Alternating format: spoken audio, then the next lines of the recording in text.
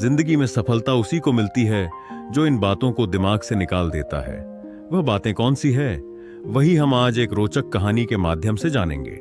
तो चलिए शुरुआत करते हैं। एक बार एक शिष्य अपने गुरु से कहता है, गुरुदेव, हम सभी इंसानों के पास 2 हाथ, 2 पैर, एक दिमाग और 24 घंटे का समय होता है, लेकिन फिर भी कुछ लोग सफलता की ऊंचाइयों को छू लेते हैं, लेकिन ज्यादातर लोग जिंदगी भर असफल और गरीब ही रह जाते हैं।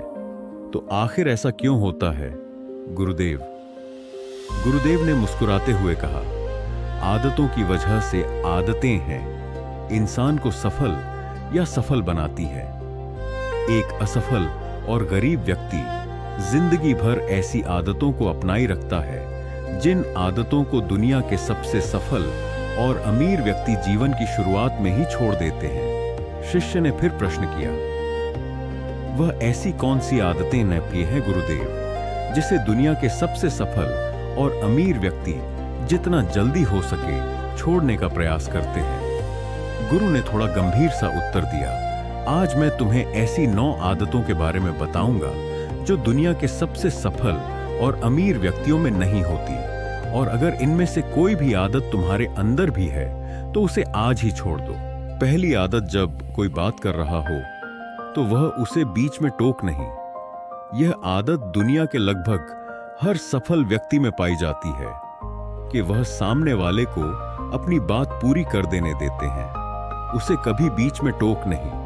वह सामने वाले की बातों को पूरे ध्यान से सुनते हैं, और ना केवल सुनते हैं बल्कि उसकी बातों को समझने का भी प्रयास करते हैं। वह अपना मन मारकर या जबरदस्ती सिर्फ अपना मुंह बंद रखकर सामने वाले की बातों को नहीं सुनते, बल्कि वह सामने वाले के नजरिए और उसकी भावनाओं को समझने के लिए उसे सुनते हैं।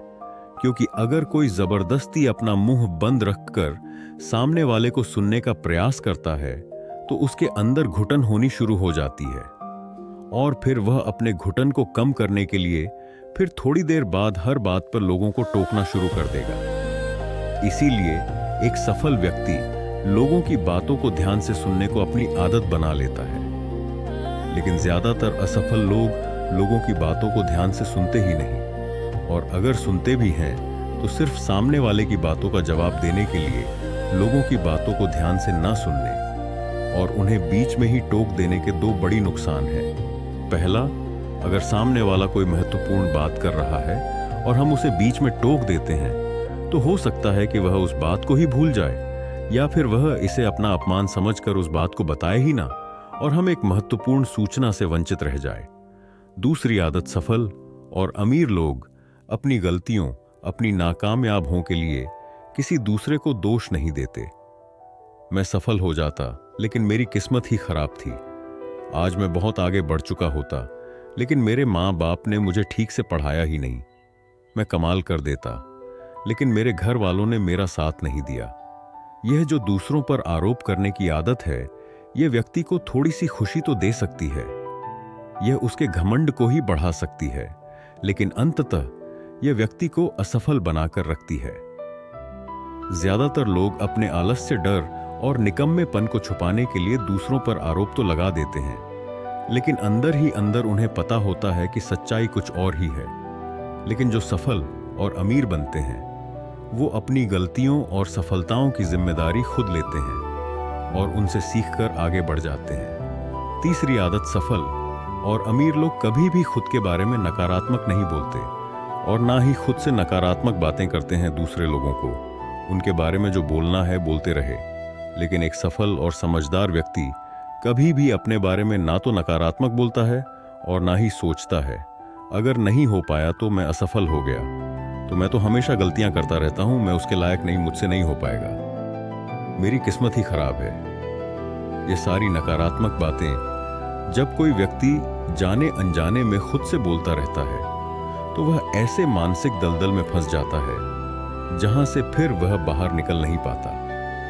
इसीलिए जब भी तुम्हारे दिमाग में इस तरह के नकारात्मक विचार आए तो खुद को उनसे बचाने के लिए कुछ सकारात्मक करना शुरू कर दो, जैसे किताबें पढ़ना, व्यायाम करना, अपनी सांसों पर ध्यान देना या किसी अच्छे व्यक्ति से बात करना। इत्यादि चाहे कुछ भी करो, लेकिन खुद से नकारात्मक बातें मत करो। एक सफल और समझदार व्यक्ति कभी भी खुद से ऐसी बातें नहीं करता, क्योंकि वह जानता है कि व्यक्ति जैसा खुद के बारे में सोचता है और बोलता है, वह वैसा ही बनता चला जाता है। चौथी आदत, सफल और अमीर लोगों के निश्चित लक्ष्य और प्राथमिकताएं होती हैं। अगर तुम्हारे पास कोई लक्ष्य नहीं है तो तुम आगे कैसे बढ़ोगी? अगर किसी को यह नहीं पता कि उसे जाना कहाँ है और वहां पहुंचने के लिए उसे क्या क्या अपनाना और क्या क्या छोड़ना है, तो फिर वह अपनी काबिलियत और जीवन की विशाल संभावनाओं को पहचान कैसे पाएगा? जिस व्यक्ति के पास सुबह बिस्तर से जल्दी उठने का कोई कारण ही नहीं है, उसका पूरा दिन फिजूल के कामों में ही बीतता है। एक सफल व्यक्ति सफल ही इसीलिए है क्योंकि उसने अपने जीवन का मकसद खोज लिया है और उस पर काम कर रहा है।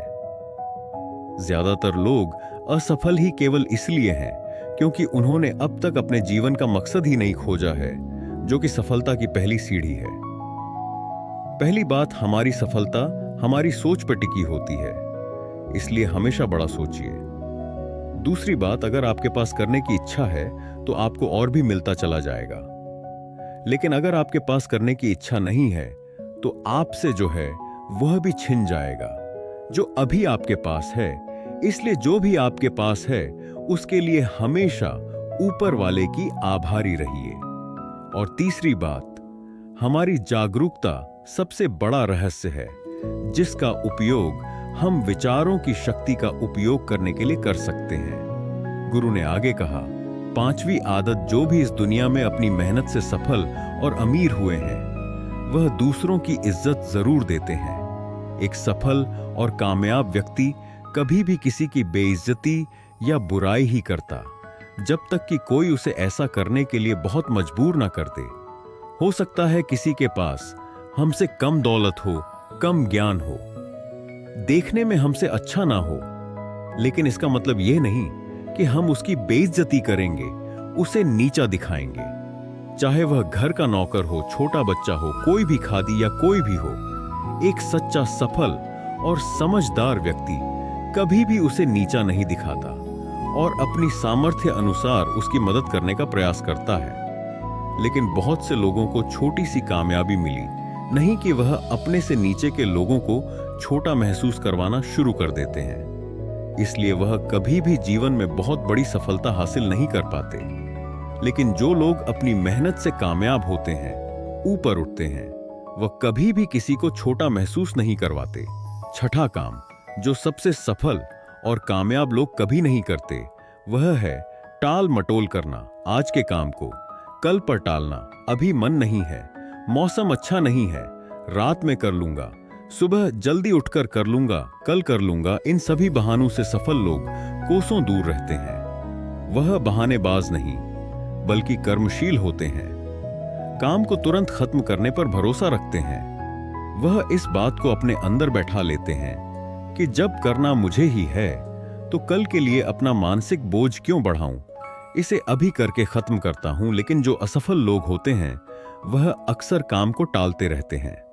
काम को टालने से व्यक्ति को तुरंत तो आनंद महसूस होता है, लेकिन बाद में काम का बोझ पड़ने से वह चिंता और तनाव का शिकार हो जाता है। इसीलिए अगर जिंदगी में बहुत सफल होना है तो आज के काम को कल पर टालना छोड़ दो और देखना, केवल यही एक आदत तुम्हें बहुत आगे तक ले जाएगी। सातवीं आदत, सफल और कामयाब लोग कभी भी जिम्मेदारी से भागते नहीं।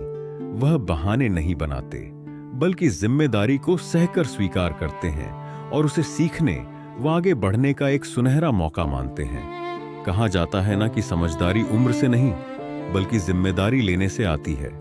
और यह बात एक सफलता की चाह रखने वाला व्यक्ति बखूबी जानता है कि जिंदगी में उसे दो में से सिर्फ एक चीज ही मिलेगी, या तो सफलता या सिर्फ बहाने चुनना उसे ही है।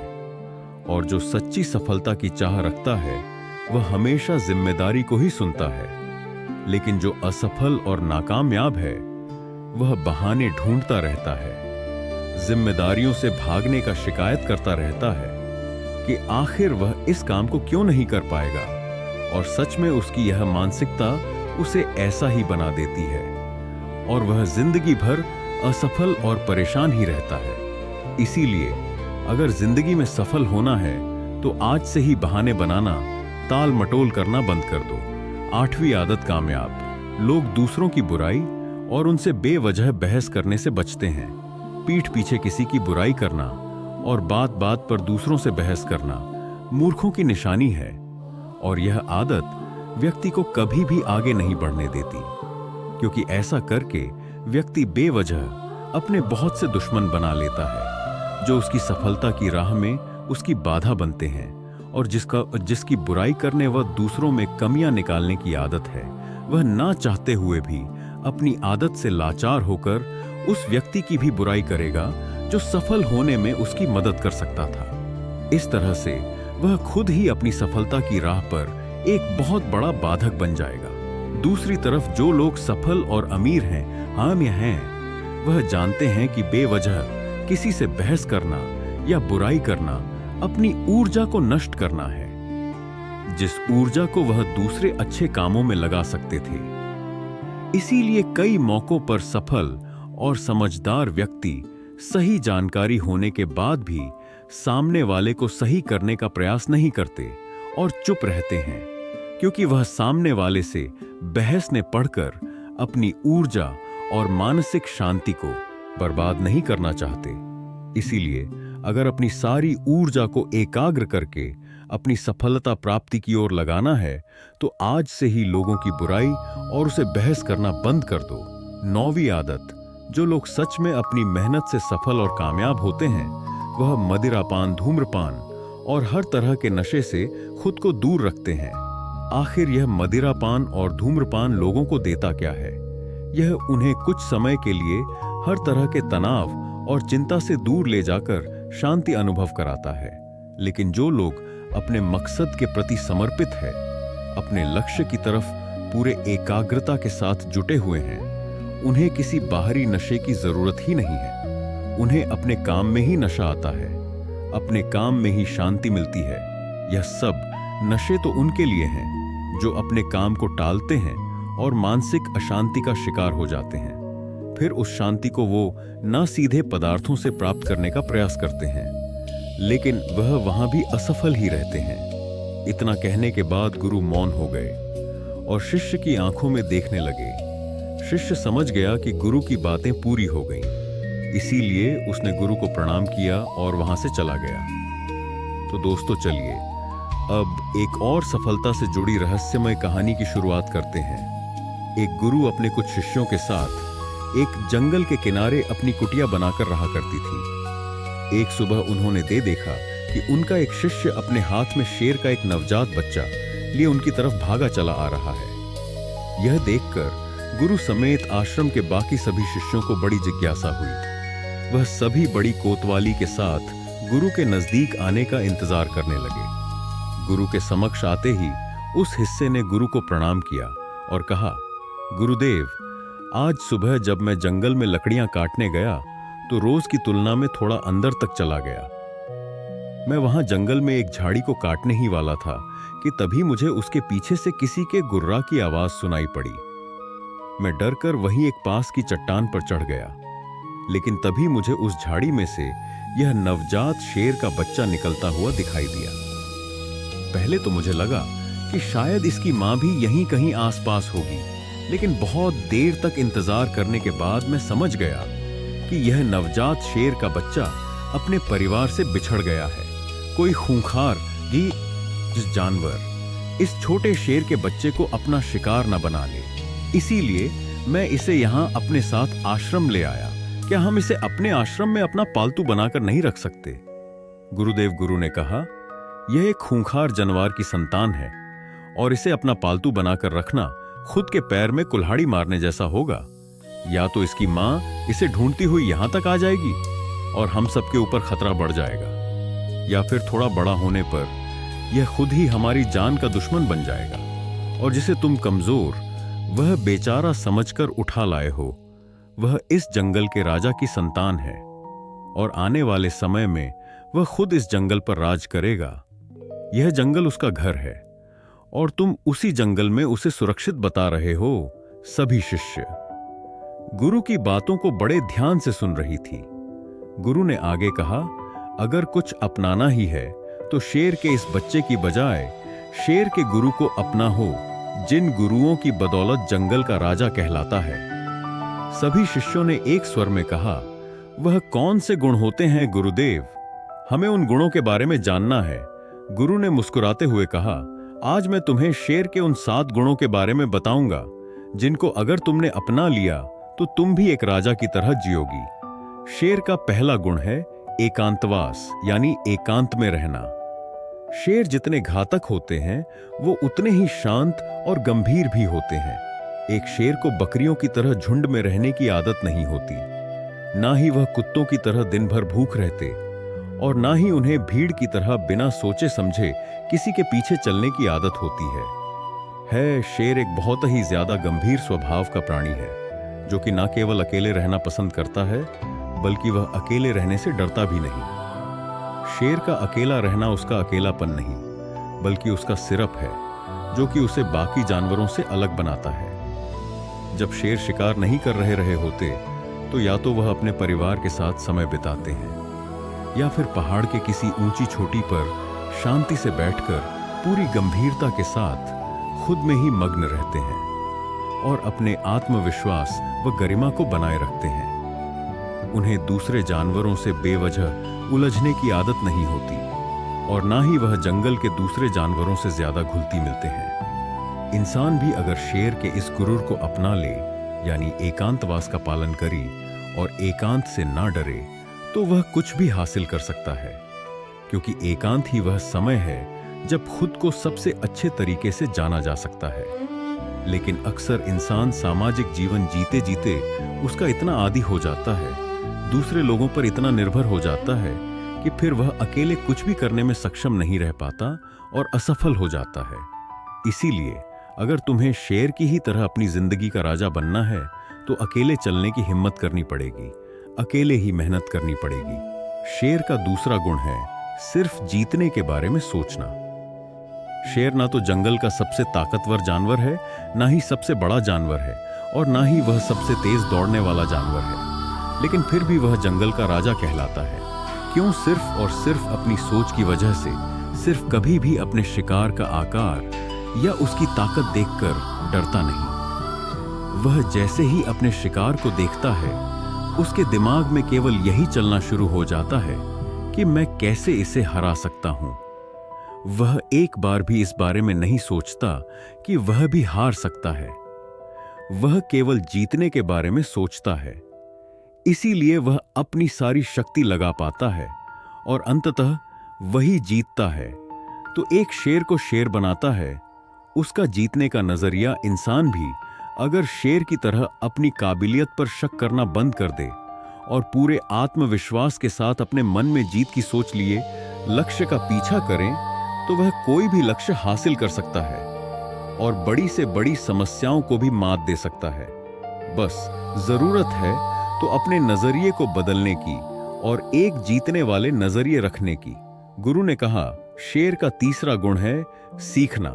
शेर का बच्चा भी बचपन में उतना ही कोमल और अबोध होता है जितना दूसरे जानवरों के बच्चे होते हैं, लेकिन शेर के अंदर बचपन से ही एक ऐसा गुण होता है जो चाहकर भी उसे दूसरे जानवरों जैसा नहीं बनने देता। वह उनकी तरह नहीं जी पाता, और वह गुण है सीखना। शेर का बच्चा बचपन से ही सीखना शुरू कर देता है। वह अपने माँ बाप की हर गतिविधि को बड़े ध्यान से देखता है और उनसे सीखता रहता है। वह सीखता है कि छलांग कैसे लगाई जाती है, शिकार कैसे किया जाता है, खुद को ताकतवर कैसे बनाया जाता है, तेज दौड़ कैसे लगाई जाती है। भले ही वह छोटा होता है, कमजोर होता है, लेकिन उसकी नन्ही आंखें सब कुछ देख रही होती हैं और सीख रही होती हैं। इसी तरह हम सभी को भी अपनी जिंदगी में जितना जल्दी हो सके, जितना ज्यादा हो सके, सीखते रहना चाहिए, क्योंकि सीखना ही वह गुण है जो व्यक्ति को दूसरों से आगे और निरंतर चलायमान रखता है। दुनिया के सबसे सफल और महान लोग हमेशा सीखने के लिए उत्सुक रहे हैं और हर दिन कुछ ना कुछ नया सीखने का प्रयास करते रहे हैं। ध्यान रहे, चाहे तुम्हारी उम्र कितनी भी हो जाए, लेकिन सीखना कभी बंद मत करना, किसी भी उम्र में, कहीं पर भी और किसी से भी अगर कुछ सीखने को मिले, दुश्मन से भी अगर कुछ सीखने को मिले तो जरूर सीखना, क्योंकि तुम्हें नहीं पता कि आज सीखी हुई चीज कब जरूरत पड़ने पर तुम्हें मुश्किल से बाहर निकाल दे।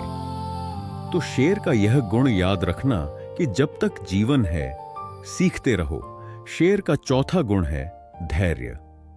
ऐसा नहीं है कि शेर किसी भी जानवर को अपना शिकार बना लेता है, बल्कि वह अपने शिकार को चुनने के बाद बहुत देर तक झाड़ी के पीछे छुपकर पूरे धैर्यपूर्वक सही समय और सही मौके का इंतजार करता रहता है, और वह दूर से पूरी धैर्यपूर्वक अपने शिकार की हर हरकत पर पूरी नजर बनाए रखता है और इंतजार करता है कि कब वह समय आएगा जब वह अपने शिकार पर पूरी ताकत के साथ हमला करेगा, ताकि उसका शिकार बचकर भागने ना पाए।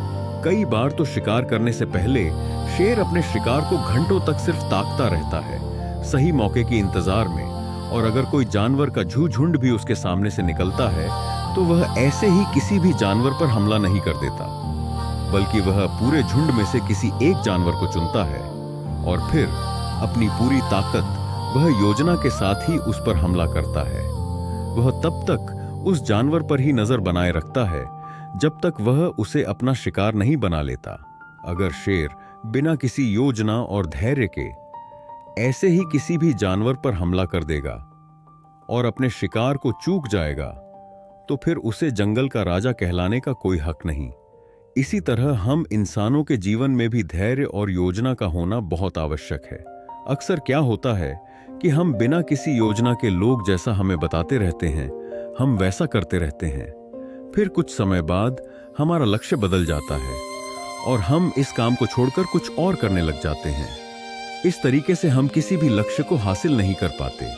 तो हमें भी शेर की तरह किसी एक लक्ष्य को निश्चित करके पूरे धैर्य के साथ उसे पाने का प्रयास करना चाहिए। शेर का पांचवा गुण है अभ्यास, प्रशिक्षण।